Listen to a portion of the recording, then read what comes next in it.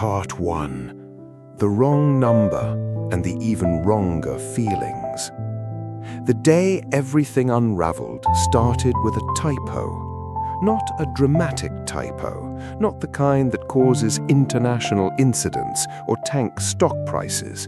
Just one miserable digit, transposed in the rush of a Tuesday morning, tapped into my phone with the same careless speed I used to answer emails and dodge eye contact with my terrifying new boss. One digit wrong. 7 correct, and somehow that single mistake would cost me 6 months of overtime, 1 near kidnapping, and the most bewildering romantic situation of my entire 28 years on this earth. But I'm getting ahead of myself. My name is Jiao Yu Tsam, and I am, or I was, a perfectly ordinary project coordinator in a mid-sized branch office of Jiang Group's a financial conglomerate so large and so powerful that its subsidiaries had subsidiaries. I had worked at this branch office for 5 years. 5 years of early mornings and late evenings, of color-coded spreadsheets and client presentations I had redone 3 times before anyone bothered to read them. 5 years of promotions that came just slowly enough to keep me from quitting and just fast enough to keep me from losing hope entirely. I was, in the parlance of the corporate world, dedicated, which is a polite way of saying that my personal life had become something of a decorative feature, present in theory, largely non-functional in practice. This is the part where I should mention Jiang Huaishen. I won't spend too long on his physical appearance because, frankly, it's almost unfair. He arrived at our branch office on a Monday morning in late autumn, and by Monday afternoon, approximately 70% of the office's female employees found urgent reasons to walk past the executive suite. He was tall in the way that makes you recalibrate your idea of what tall means. Not just height, but proportion, posture, the kind of bearing that certain men develop when they have spent their entire lives being expected to hold rooms together simply by entering them. His face was angular and composed, his eyes a particular shade of dark that the more poetic among my colleagues described as midnight, and I, less romantically, thought looked like someone who hadn't slept enough but refused to admit it. He wore his suits the way soldiers wear uniforms, not as clothing, but as armor. His name was Jiang Huaishen. He was the CEO of Jiang Group's main headquarters, temporarily dispatched to our branch office because our performance metrics for the past 3 quarters had been, to put it charitably, abysmal. He did not smile. He did not make small talk. On his second day, he gathered the entire office in the main conference room and delivered a list of new policies in the tone of a man reading a verdict. No tardiness, no romantic relationships between colleagues, no personal phone use during working hours, and the one that landed like a stone dropped into still water, annual revenue must reach 10 billion by year's end. 10 billion. Our branch had never cleared 5. Someone behind me made a small, involuntary noise, like the sound a mouse makes when it realizes the cat has been in the room the whole time. That was the atmosphere in which I was living when I made my fateful typo. The story of how I ended up with an online boyfriend began, as so many terrible decisions do, with a family obligation. My cousin, a 23-year-old disaster named Li Ming, who was chronically unemployed and perpetually convinced he was one good idea away from being a millionaire, had recently changed his WeChat number. He sent me a message asking me to add him on the new one. I was in the middle of a particularly tedious spreadsheet when his message arrived, and I added his new contact with the absent-minded efficiency of someone whose brain was still mostly occupied by Q3 projections. I sent a message, "Why didn't you tell me you changed your number?" Mum's been trying to reach you for a week. Also, if you borrowed money from Uncle Chen again, I am not covering for you. You know what? Never mind. Just call Mum, now." A single question mark came back. I stared at it. Li Ming was annoying and irresponsible and chronically sarcastic, but he had never, in 23 years, responded to my messages with just a question mark. He was more of a Lamo, okay, chill kind of person. I sent another message, escalating. "Don't you question mark me. Just because you changed your number doesn't mean you changed your personality. Also, I know you borrowed that money." Another question mark. Something cold and specific settled in my stomach. I navigated to the contact profile. No posts, no profile picture beyond the default gray silhouette, no bio. This was not Li Ming. Li Ming posted 17 stories every day about his investment opportunities and blurry pictures of food he was about to eat. This person's profile was emptier than a promise. I had typed the wrong number. I had sent an accusatory, moderately unhinged message about borrowed money and family drama to a complete stranger. I switched immediately to crisis management mode. "I am so sorry. I have the wrong number. Please forget everything I just said, especially the part about the money." Silence. Then, after what felt like a very long 30 seconds, ding, ding, ding, which was somehow worse than the question marks. "I am so embarrassed," I typed, which was true. "To make it up to you, can I send you a milk tea, digitally, as an apology?" I sent a red envelope, the WeChat equivalent of a little monetary gift worth 18.8 yuan. Enough for a decent drink, enough to say "I'm sorry" without saying it again. What came back was a red envelope worth 188 yuan. I stared at it for a full minute. 188 yuan was, depending on your situation, somewhere between very generous and "this person has a fundamentally different relationship with money than you do." It was also, I realized, the first genuinely surprising thing that had happened to me in months. I accepted it, obviously. "That's too much," I typed. "Are you sure?" "Yes." One word, but it arrived with such unhesitating speed that I found myself smiling at my phone screen, which I immediately felt guilty about because Jiang Huaishen had specifically prohibited phone use during work hours, and I was pretty sure even smiling at your phone counted. That was how it started. Over the following weeks, the wrong number became a right one. We didn't exchange real names. This was, I told myself, simply because we hadn't needed to yet. But as the conversations deepened and lengthened and began to arrive every day, I think we were both preserving something deliberate in the anonymity. Online, we could be exactly ourselves without the burden of context. No job title, no family background, no performance review history. He was, it turned out, quietly extraordinary to talk to.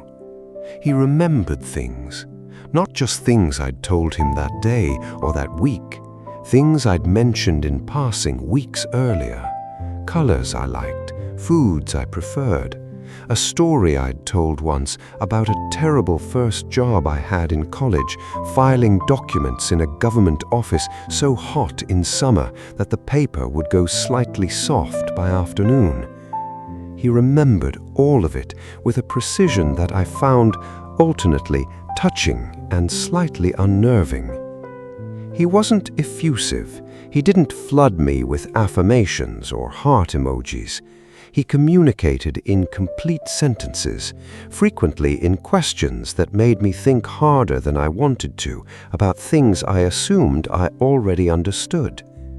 When I complained, and I complained often because work had become a sustained exercise in controlled terror since Jiang Huaishen's arrival, he would listen to every word and then respond with something that was simultaneously practical and kind. He was also, I discovered, prone to sulking. Not dramatically, he didn't send paragraphs of grievances or escalate into accusation. He simply went quiet in a way that was somehow louder than words. If I forgot to say goodnight, or got too busy to reply for several hours, or, God forbid, teased him too sharply about something, the messages would taper off with a particular quality of silence that was unmistakably pouty. I found this endearing, which probably says something about me. I did not, however, find it endearing what happened every single time we argued. The pattern became impossible to ignore after the third occurrence. We'd have some small friction. I'd make a joke that landed wrong, or he'd say something I found irritating, or I forgot something he'd mentioned and he'd give me the digital equivalent of crossed arms. And within a shockingly short time, Jiang Huaishen would gather us for a last-minute announcement of mandatory overtime. The first time, I thought it was coincidence. The second time, I began to wonder. The third time, I started keeping notes. Day 34. Argued with online boyfriend about whether it's acceptable to eat instant noodles 3 days in a row. It is. Within 40 minutes, overtime announced for Q4 preparation. Duration 3 hours. Day 41. He asked me to send a voice message, and I sent a voice message, but apparently it was too short, and I don't know how a voice message can be too short. Overtime announced 2 hours. Reason, strategic review. Nobody could tell me what we were reviewing. The correlation was undeniable. The causation was impossible. Unless, and this was the thought I entertained mostly as a stress-induced joke, they were the same person.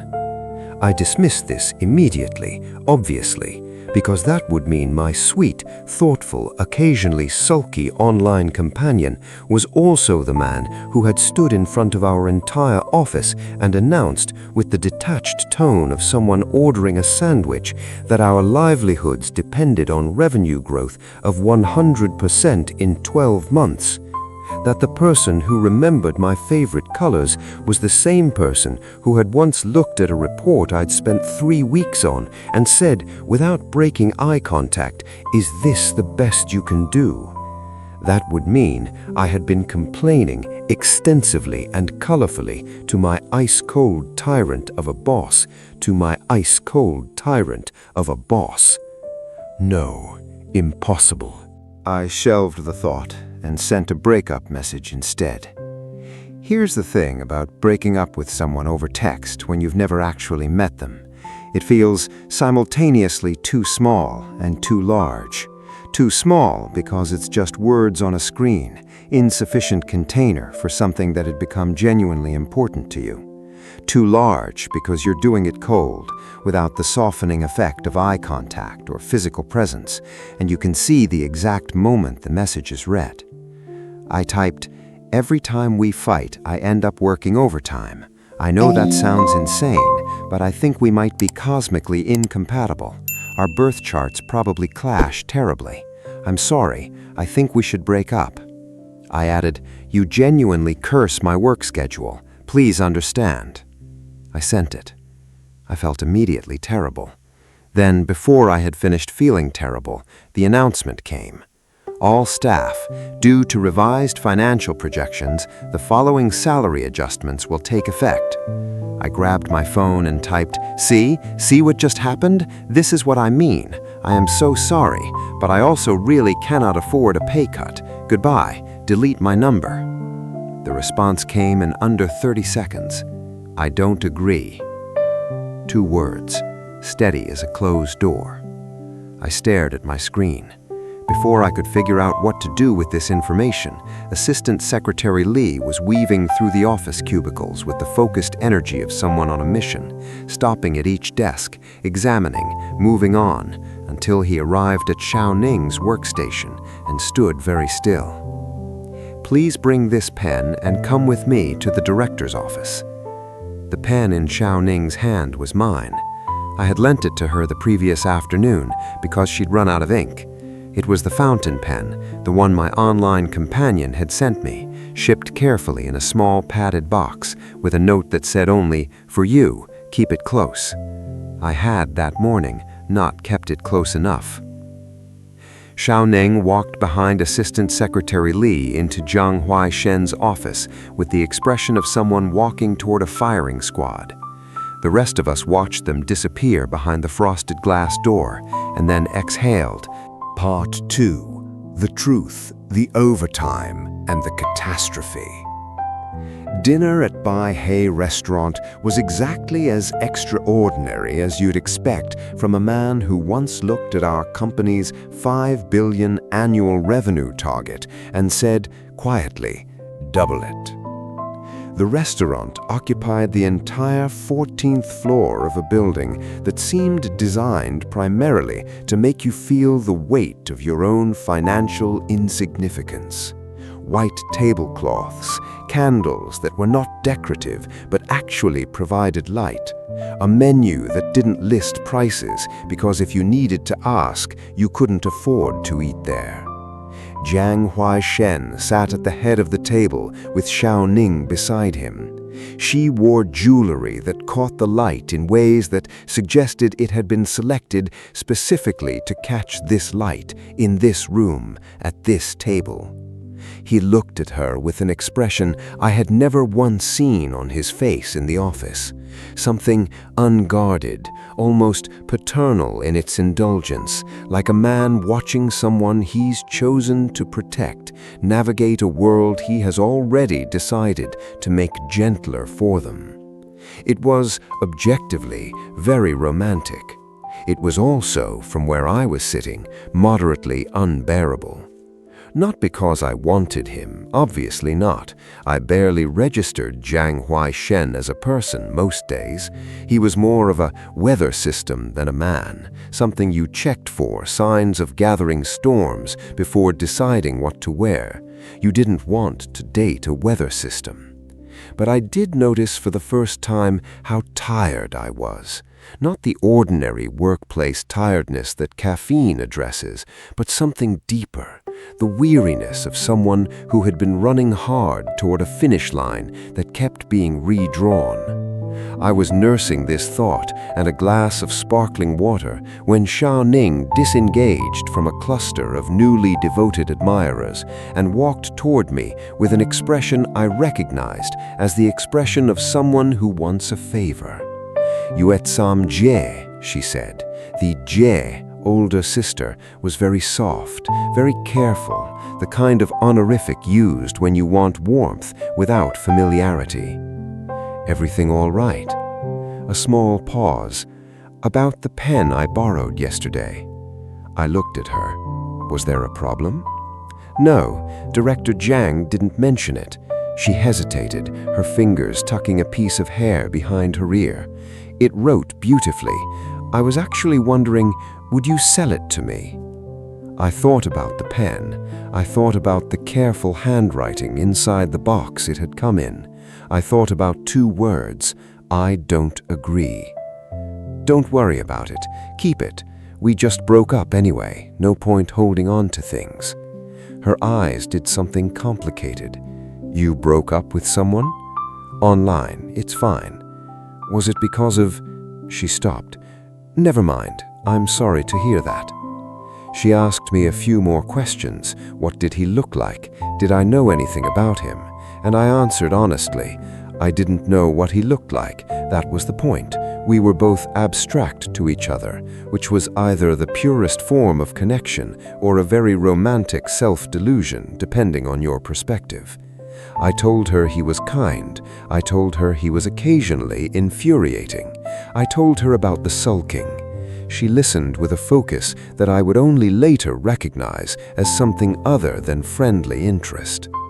Good luck with Director Jiang's girlfriend thing, and I got up to refill my water. The rain started before I had a chance to find an umbrella. By the time dinner ended and the restaurant's elegant lobby disgorged us into the night, the streets had the particular dark gloss of a city in full downpour. Colleagues paired up under umbrellas, laughing, leaning into each other against the weather.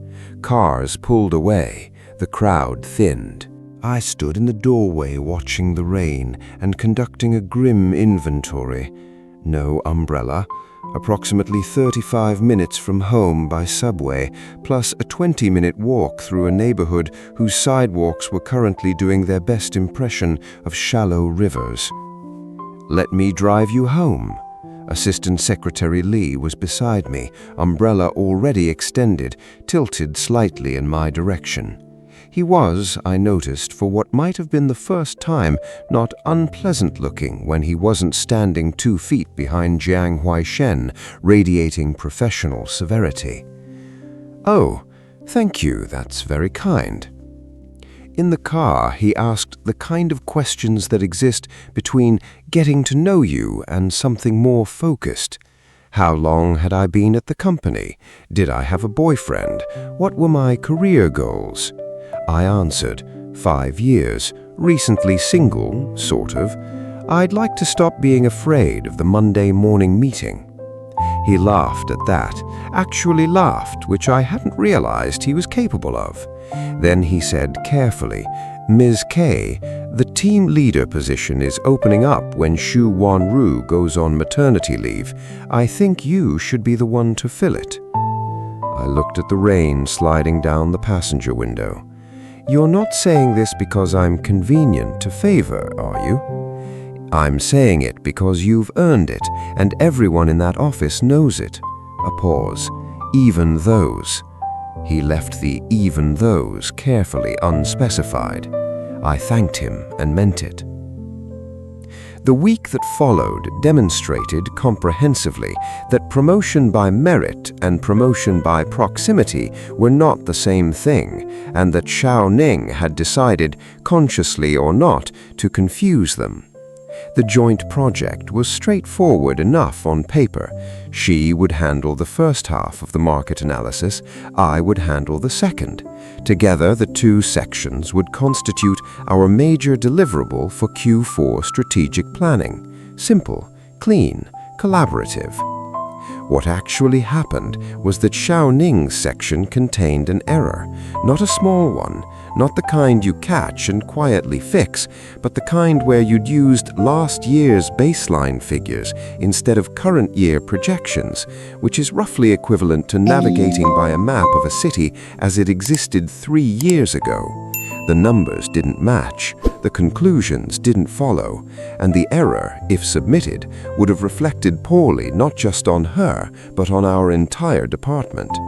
I know this because she told me, to my face, while also telling me that she had already told Jiang Huaishen that the error was mine. "I panicked," she said, and her eyes were wet in a way that was either genuine distress or a very skillful simulation. Ka Hun, whose desk was close enough to overhear, caught my eye and gave me the look of a person who's seen this kind of thing before and wants you to know they see it clearly, even if they can't say it out loud. I went in. The office was gray and cool in the specific way that expensive offices are when someone with very particular taste has spent a lot of money making them feel unwelcoming. Jiang Huaishen didn't look up when I entered. He finished the sentence he was writing, capped his pen, and then turned the full force of his attention on me. The pen in his hand was the pen. Not a similar pen. The pen. The one I had bought from the antique shop 3 months ago. The one the owner had pressed into my hands and said, "Only one like this in the world." The one I had wrapped carefully and sent to my online companion, who kept it close, always, because I had asked him to. I felt the floor shift slightly. "How many years have you been with this company?" His voice was precisely calibrated to communicate both impatience and judgment simultaneously. 5 years, I said. 5 years. 5 years. He repeated it the way you repeat something when you want the repetition to be its own indictment. "And in 5 years, you produce something like this?" He dropped the report on the floor in front of me. It landed with the flat sound of failing expectations. I picked it up. In picking it up, I looked at the pen in his hand. Something in me, some part that had been trying to hold a thought at arm's length, stopped fighting. "Does it write well?" I asked. The words were out before my brain caught up with them. He stared at me. "What? The pen, does it?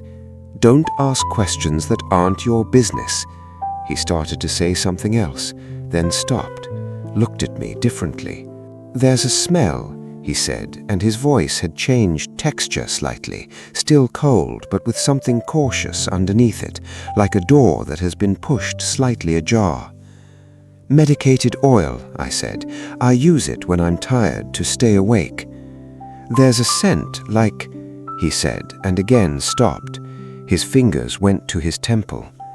I had heard this before, not in his voice, in a different version of his voice, softer, slightly exasperated, the voice of someone leaning close to a phone screen in a quiet room somewhere. "There's a scent like old medicine, like something my grandmother used." He had never said the second part out loud. I had. "Like old herbal medicine," I said. The words arrived between us, and neither of us moved. The door opened. Xiao Ning came in, carrying shopping bags. Here is what I learned in the weeks that followed, reconstructed from various sources. After I left the office that night, after an hour of revising the entire first section of the report alone, drinking cold coffee in an empty office that hummed with the sound of distant server rooms, Zhang Huaishen had sat very still for approximately 4 minutes and then asked Assistant Secretary Li how one was supposed to make someone less afraid of you. Li, to his credit, kept a straight face. "You could be more gentle, more considerate. Buy her something, maybe. Women appreciate that." "What kind of women?" "The kind who correct your reports without being asked about it and don't tell anyone about it." A pause. "You noticed?" The second section was in her handwriting. The rumor spread with the speed that only workplace gossip achieves, which is to say, faster than any officially communicated information and with approximately zero regard for accuracy. By morning break the following day, I was the subject of a story in which I had stayed late on purpose, used perfume to attract the boss's attention, possibly arranged the whole thing with Xiao Ning, and known all along that she was Zhang Huaishen's girlfriend and therefore trying to cause trouble. None of these things were true. Several of them were contradictory. Logic, however, is never been a limiting factor for workplace gossip. Kei Han pressed herself into the chair beside mine and whispered, "Yuetsam, everyone's saying you tried to seduce the boss last night." I had just taken a sip of tea, which I almost wasted catastrophically. "Who said that?" "Everyone. The everyone who matters." She lowered her voice further. "I know it's not true, obviously, but you should know." I thought about who had been present in that office, who had come out smiling and gone shopping afterwards. I thought about the way Xiao Ning had asked about my online companion, what he looked like, what he said, "Tell me more," with the focused patience of someone gathering information. I went back to my desk and tried to work. Kei Han caught my elbow as I passed. "You know what I hate most? People who use connections to get ahead, especially when they're someone's girlfriend and they just waltz in and—" She stopped herself, then said, more quietly, "The really maddening thing is that I think she's going to try to fire you." "She can't get me fired. I haven't done anything." "She can if she tells him to." The meeting that I should not have overheard happened the following afternoon. I was carrying the final version of our department's report to Zhang Huaishen's office. I had done this correctly, All figures updated to current year, all projections verified against 3 separate sources, all conclusions supported. I had spent the better part of the previous 18 hours on it, and it was, if I say so myself, good work. I was 2 feet from the door when I heard Xiao Ning's voice through the gap. "Babe, you've heard the rumors by now, right? I actually think letting Yue Sam go would be a mercy, for her own sake. Remove the temptation, remove the gossip." A pause. Then Jiang Huaishen's voice, measured and not agreeing. "She's a senior employee. It wouldn't be appropriate. Her performance has been inconsistent recently." Another pause, carefully timed. "I'm not saying this to be unkind. Most of the good work on that joint project was mine. She's just not at the level she used to be." I stood outside the door and listened to someone carefully dismantle my career in the voice of someone doing me a favor. Then I walked back to my desk and started clearing it out. The HR notification arrived 17 minutes later. Ka Han, when she saw what I was doing, made a small sound of distress and came around the partition to stand beside me. She looked at the box I was filling and then at me. She did not say anything that was not a platitude. "I'll finish the Deng account files before I go, and I'll write up the context on the Liu project so whoever takes it over isn't starting blind. USM, it's fine." And then, because it wasn't entirely fine, but because I was too tired to be properly angry, "Congratulations on the team leader position. Genuinely, you're going to be great at it." Ka Han looked at me with the expression of someone who knows a thing that hasn't been announced yet. "What?" I said. "Nothing," she said. "Just don't go anywhere for the next couple days." I didn't know what she meant. I would. The evening I walked home from my last day at work was the evening someone tried to kidnap me. This is a sentence that still sounds strange when I read it. Kidnapping is something that happens to other people, to characters in thrillers, to wealthy executives, to people who have done something to merit pursuit. I was a mid-level project coordinator, carrying a cardboard box of 5 years of accumulated desk items. My valuables consisted of 1 slightly dented coffee mug, a collection of motivational sticky notes I'd never followed, and the fountain pen that I had given back to Xiao Ning and which had ended up God knows where. But the footsteps behind me were real. The acceleration when I sped up was real. The shadow that ducked into a doorway when I turned around was real, and the cold feeling that settled in my chest when I understood what was happening was as real as anything I had ever felt. I stood on the corner of a dark street in a neighborhood I'd walked through hundreds of times without fear, and I scrolled through my phone to the number I had told myself I would never call again. He answered before the first ring finished. "Tell me." That was all. Just tell me. Not "why are you calling?" or "I thought we broke up," or any of the 100 responses that would have been reasonable given how I last spoken to him. Just the 3-syllable open door of someone who has been waiting. The voice. I had never heard his voice. 4 months of daily conversation, and I had never once asked for a voice message, and he had never offered one, and I had constructed an entire version of him based on word choice and response timing and the warm precision of his attention. And now here it was, low, slightly rough, the particular register of a voice that doesn't often soften and sounds most itself when it's honest. I knew that voice. I had heard it in a conference room, telling us that our livelihoods depended on doubling our output. I had heard it saying 5 years in the tone of a sentence that was also a verdict. I had heard it say twice things that stopped mid-sentence in a way I had not understood until this exact moment. "I'm being followed," I said. "I'm on the corner of—" "Don't stop walking. Tell me the street."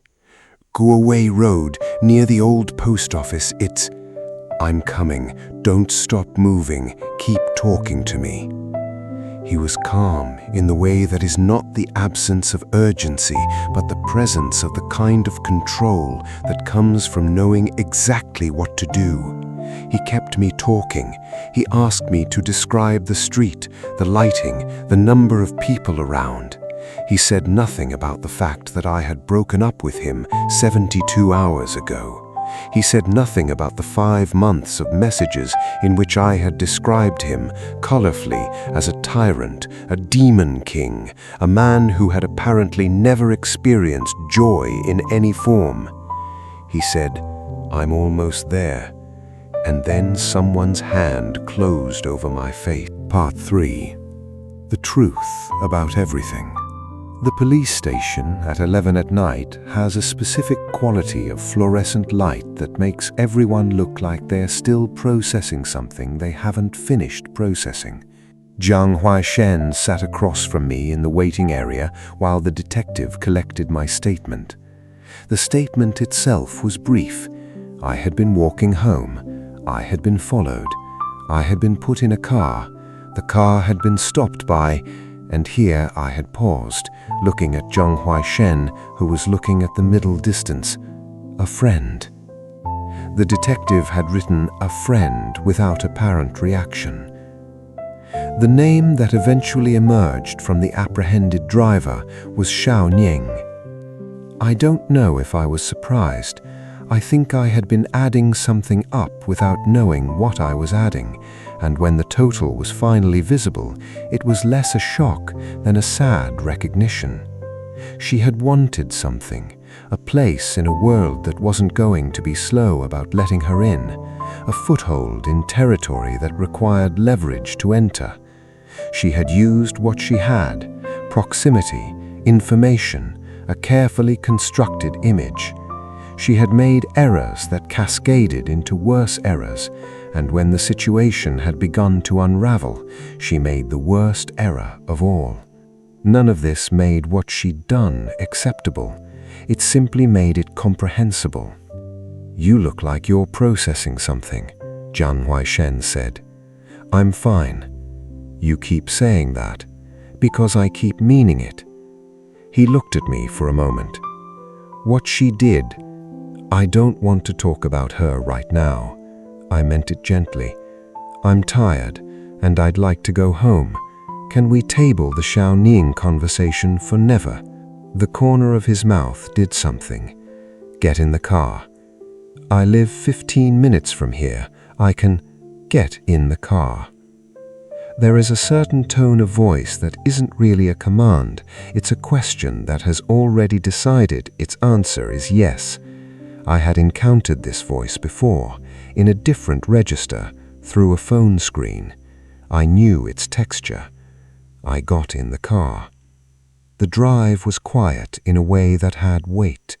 Neither of us spoke immediately, and the silence was not comfortable exactly, but it was honest. The silence of two people who have been having one conversation through a thin screen and now occupying the same car and realizing that the screen was the thinnest possible partition. "When did you know?" I finally asked. "That it was you?" He looked ahead at the road. "The daylily."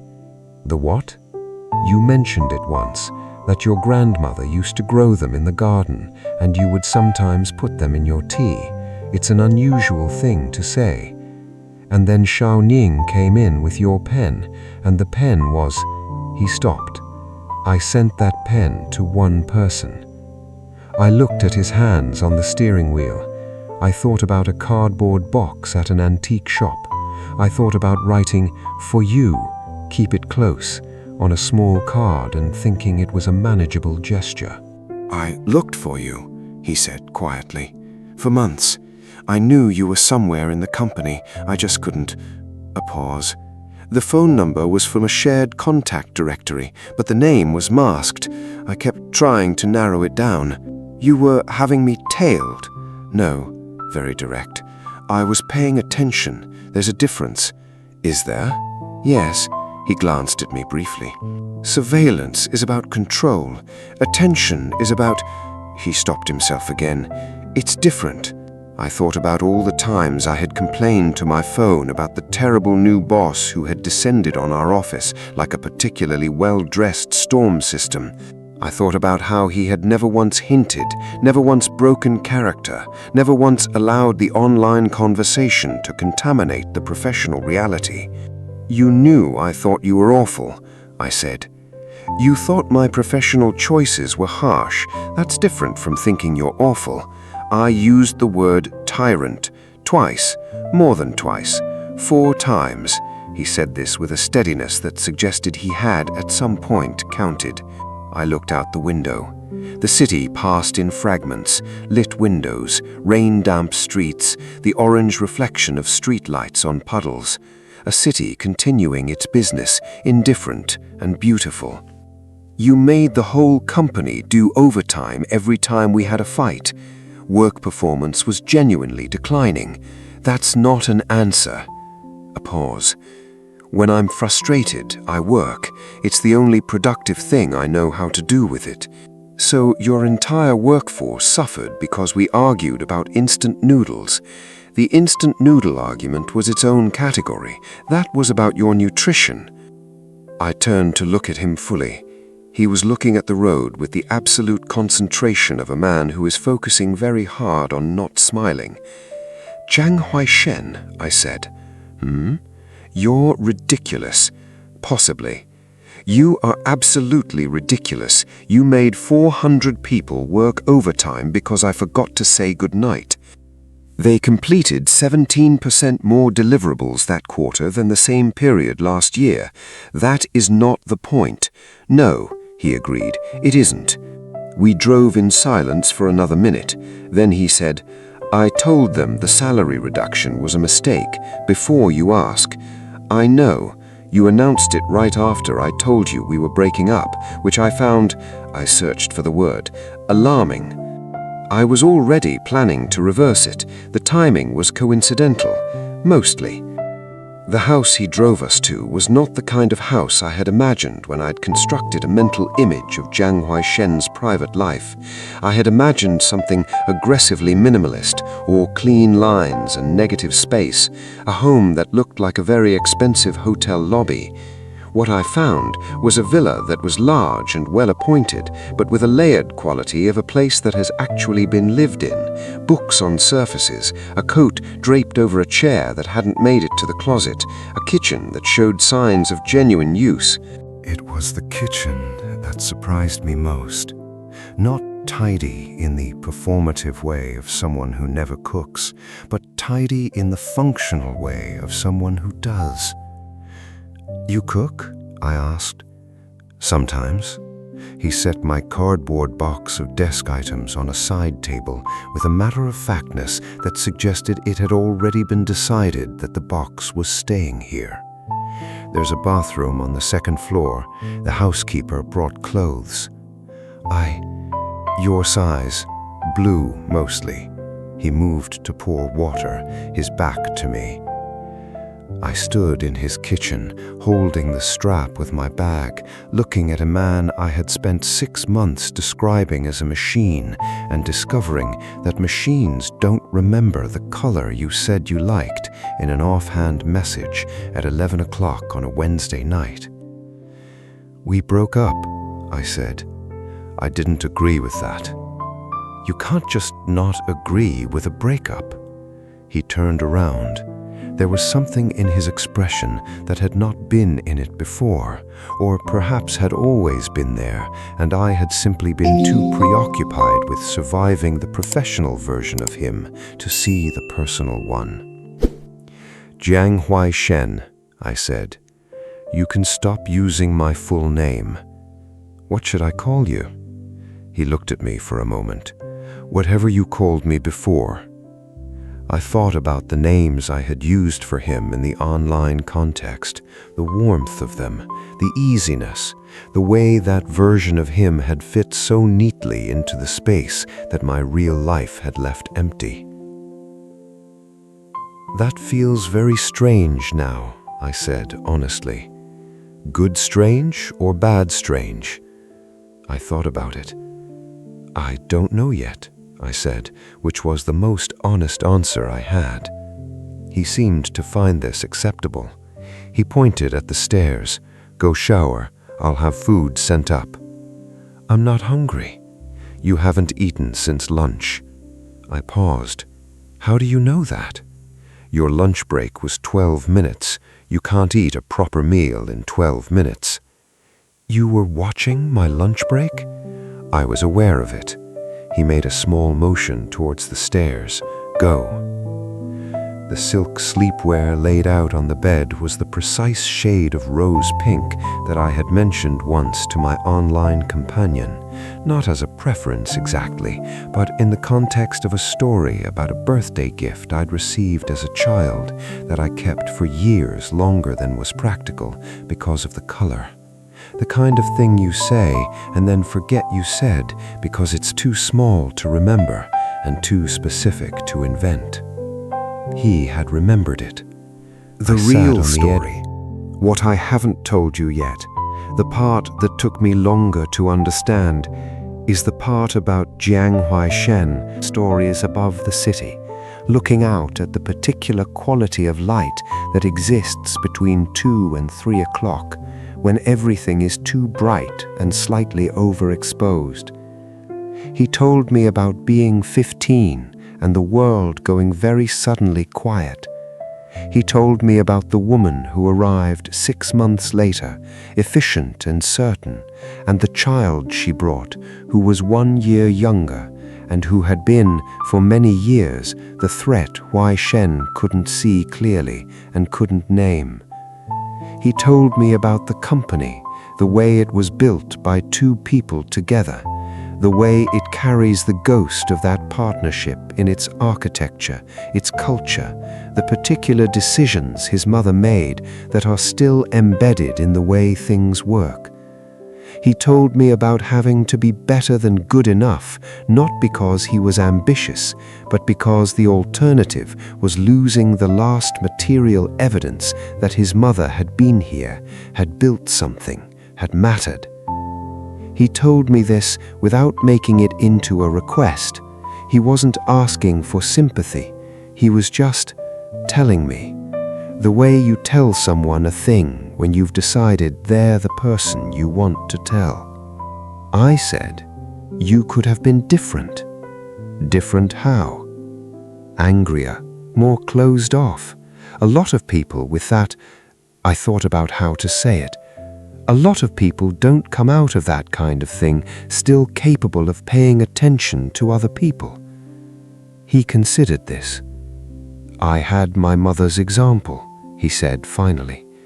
"She was the kind of person who paid attention. She remembered things.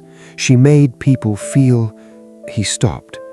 Then, "She made people feel worth remembering." I thought about the color blue. I thought about egg tea. I thought about a red envelope worth 188 yuan sent back before I had even finished apologizing for my wrong number. "She did a good job," I said. Something shifted in his face, very slightly, but I was watching closely. "Yes," he said, "she did." The fountain pen came back to me 2 months later, on the evening that our first major joint project at headquarters was confirmed. It had been a hard 2 months. The headquarters pace was not the branch office pace. It was faster, more precise, less forgiving of the kind of competent but not exceptional work that had been perfectly adequate before.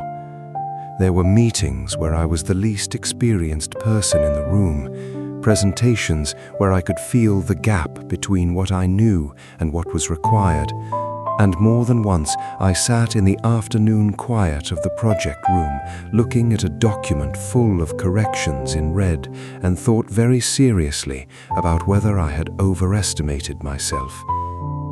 Jian Huaishen never reassured me that everything would be fine. This, I came to understand, was its own form of respect. What he did instead was sit down next to me when I had gotten something wrong and go through it methodically. What was wrong, why it was wrong, what the correct approach was, and what I needed to understand in order to not make the same error again. He did this with the precise efficiency of someone who values your time too much to soften the message, but values you too much to deliver it with cruelty. "You're not bad at this," he said once after a particularly thorough correction session. "You're terrible at encouragement," I told him. "Yes," he agreed without defensiveness, "but I'm honest about it." The project, a joint development strategy for 3 regional markets, came together over 8 weeks of the most intensive work I had ever done. It also involved, on at least 4 separate occasions, the kind of arguments that had, 6 months earlier, triggered company-wide overtime. Now they happened in private, me frustrated, him intractable, both of us finding the version of the disagreement that was actually about something useful. The night the contract was signed, we went to the river. I don't know whose idea it was. It might have been mine. It might have been his.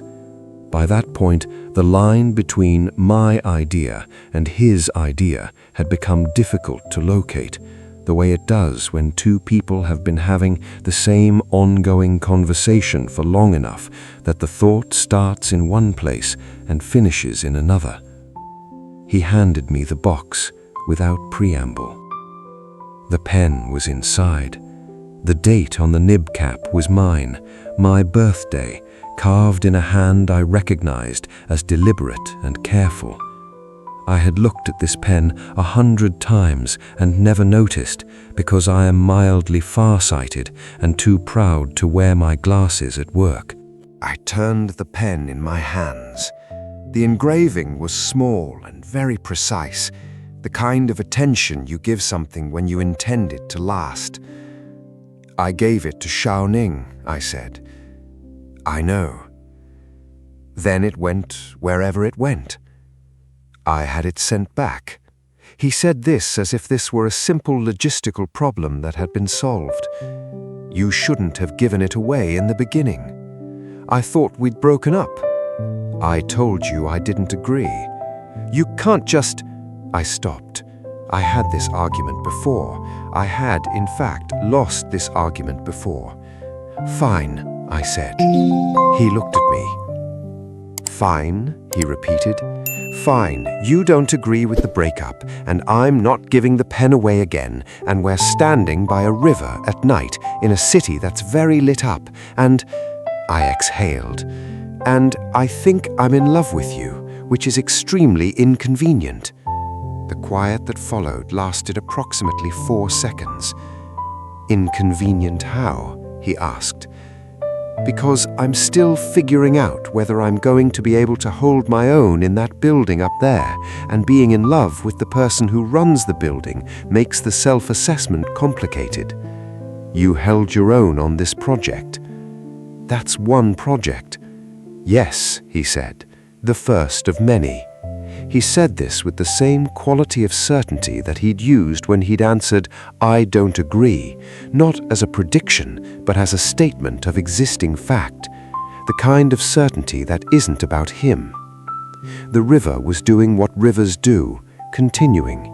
The lights of the city were doing what city lights do at night, making everything look like it matters. He took my hand, not dramatically, just placed his hand over mine where it held the pen, and stayed there. "I've been in love with you since the instant noodle argument," he said. I blinked. That was 3 months in. Yes. What was it about the instant noodle argument specifically?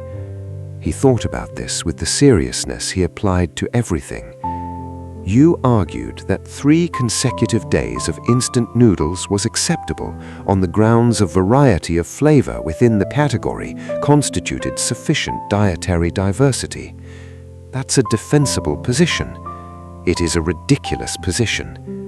But you defended it for 45 minutes with complete conviction. Something in his voice, not warmth exactly, but the shape of warmth, the container it fills. It made me laugh in private after I'd put the phone down. I thought about this.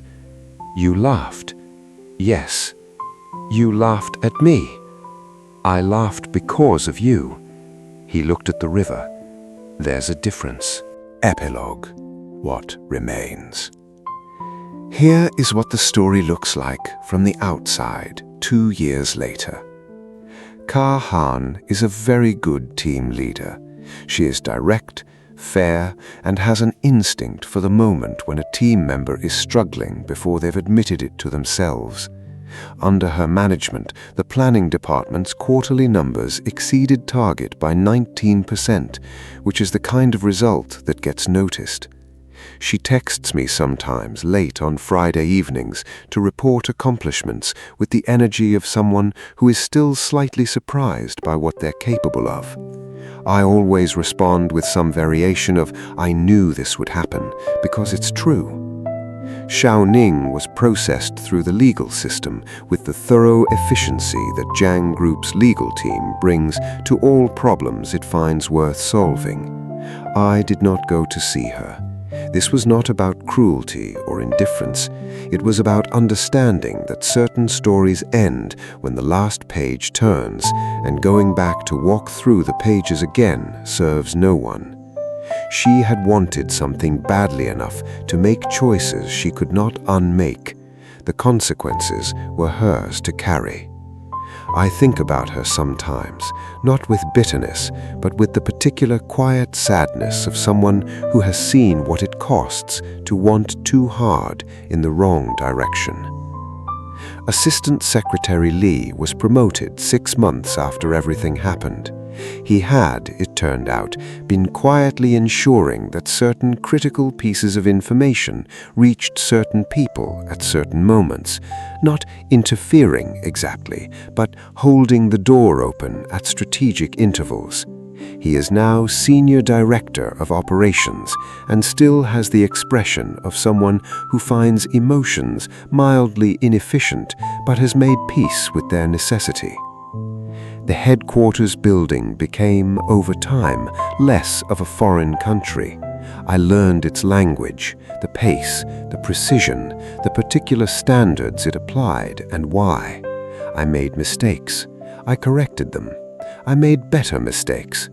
There was a period around month 4 when I called Jiang Huaishen at 10:30 at night to tell him that I thought I had fundamentally miscalculated something in our market entry model. He came to the office. Not the next morning, that night at 10:40. He sat down next to me, looked at what I'd built, found the error in 11 minutes, and helped me rebuild the affected section over the next 2 hours without once making me feel that the error had cost more than it cost. "You should have called sooner," he said when we were done. "I was trying to fix it myself first." "Why?" "Because I didn't want you to think that you made a mistake." He looked steadily at me. "I know you make mistakes. I make mistakes. The question is what you do with them."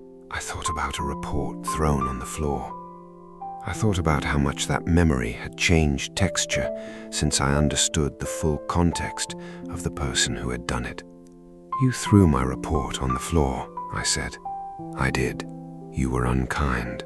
Yes. No deflection, no defense. I was frustrated and I took it out on the wrong target." A pause. I was also, without knowing it, frustrated at a much more specific person than the person I was taking it out on. Me. Your online presence had just called me a Dante-reading demon king with management skills of a feudal lord. I put my face in my hands. That was a private conversation. You sent it to me. I was the Demon King. I didn't know that. No, he said, and his voice had something in it that was as close to amusement as Jiang Huaishen gets, which is to say, not very close, but unmistakably present. The pen sits on my desk now, the one with my birthday carved into the cap, too small to see without looking for it, but there. I use it every day. It is not the most expensive thing I own. It is not the most valuable, but it is the object that contains the entire story in miniature. The mistyped digit, the question marks, the red envelopes, the overtime, the wrong name, the right person. All of it in one small piece of craftsmanship that found its way back to me through a series of mistakes and corrections and stubborn refusals to accept what was easy. I've thought about this a lot. The way small errors compounded can lead you somewhere you would never have found if you'd been careful. The way the correct number, dialed correctly on the first attempt, would have given me my cousin's cheerful incompetence and nothing else. The typo became a thread that I followed without knowing where it led. I'm not mystical about fate. I don't believe that the universe arranged things specifically for my benefit, or that love is written somewhere in advance and we're just executing a pre-existing script. What I believe, more practically, is that people reveal themselves over time in ways that can't be faked. That you can perform coldness and you can perform warmth, but you cannot perform the particular quality of attention that involves remembering a person's grandmother's garden or getting up at 5 in the morning to make sure the breakfast is right. The real Jiang Huaishen and the online one were never two separate people. They were the same person at different distances, the same careful attention, the same precision, the same underlying stubbornness dressed up in different costumes. The man who threw my report on the floor was frustrated and running on empty and carrying a decade of accumulated pressure that he had never figured out how to put down. The man who stayed on the phone with me in the dark on a frightening street was the same person who had always picked up on the first ring. I have stopped calling him Jiang Huaishen mostly. He has stopped objecting to Huaishen, though he claims he doesn't like it, and I have decided this is a lie he tells to maintain some professional dignity. He still uses my full name, Zhao Yezam, but he does it differently now, with a weight in it that means something other than you specifically are the subject of this correction. There is one thing I want to leave you with. The last time I asked him why he had chosen me, why he had pursued a relationship across 6 months of digital text and workplace minefields, why he had held on when I tried to break up with him via text, citing cosmological incompatibility, he was quiet for a while. We were in the kitchen. It was a Sunday morning. The city was doing its slow Sunday rotation. He was reading something, and I was supposed to be reviewing a market brief, and neither of us were doing what we were supposed to be doing, which is the best possible use of his Sunday morning. You laughed at things, he said, not at other people, at situations, at the absurdity of things. You texted me at 2 in the morning once because you'd realized that the client whose proposal you'd been defending all week was the same client you'd referred to 6 months earlier as the reason I drink tea now instead of coffee. You were not embarrassed, you just found it funny. He set down what he was reading and looked at me. I was surrounded for most of my life by people who were too careful to find things funny, too aware of what things cost, too focused on what was at stake. Everything was always serious. Everything was always a negotiation. A pause. You take the work seriously but you don't take yourself so seriously that you can't laugh at the instant noodle situation. The instant noodle argument was serious, I said. It was not. I had very good points. You had creative points.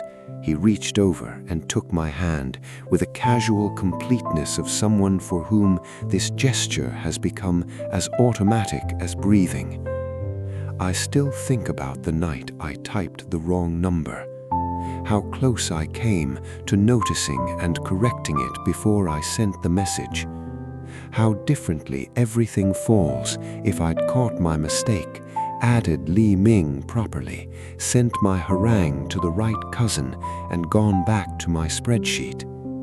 A version of me in some other story did exactly that. She went on working at the branch office for another 5 years probably. She eventually got the team leader position through her own merits. She had a fine career and a life without kidnapping attempts, which is genuinely to her credit.